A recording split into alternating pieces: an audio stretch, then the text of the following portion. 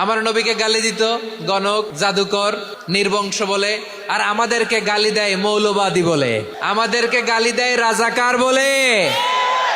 আমার নবীকে গালি দিত কবি বলে, গণক বলে, পাগল বলে, জাদুকর বলে, লেস কাটা বলে। আমার নবী নাকি লেস কাটা, নাউজুবিল্লাহ পড়বেন না।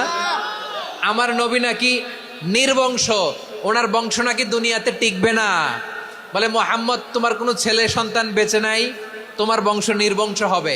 আল্লাহ বলে ইন্না শানিয়াকা হুয়াল আবতার। আমার নবীকে যারা বলেছে নির্বংশ, ওরাই আসলে নির্বংশ, ওরাই পিতৃ পরিচয়হীন জারদ সন্তান। চিল্লায় বলো ঠিক কিনা। ওয়ারাফা'না লাকা যিকরাক। আল্লাহ বলেন নবী, আপনার সম্মান আমি বাড়িয়েছি, দুলোক ভোলোক ছাড়িয়ে, সাতাকাশ মাড়িয়ে আমার আরশ পর্যন্ত আপনার সম্মানকে বুলন্দ করেছি। যেখানেই আমার নাম নেওয়া হয় সেখানেই আমার নবীর নাম আছে নাই। এজন্য বিশ্বনবীরে তারা গালি দিত।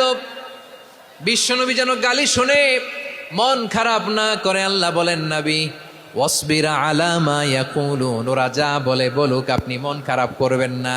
আমার নবীরে কাফিরেরা যেমনি গালি দিত, এই যুগে আমাদেরকেও গালি দেয় এমন কিছু লোক আছে না নাই? আমার নবীকে গালি দিত গণক, জাদুকর, এরপর গালি দিত পাগল, নির্বংশ বলে, আর আমাদেরকে গালি দেয় মৌলবাদী বলে, আমাদেরকে গালি দেয় রাজাকার বলে। রাজাকার শব্দটা তো এখন একটা অ্যাওয়ার্ড হয়ে গেছে, অ্যাওয়ার্ড। রাজাকার রাজাকার গালি দেওয়ার দিন শেষ। কি দিন আসলো, সুবহানাল্লাহ কইবেন না?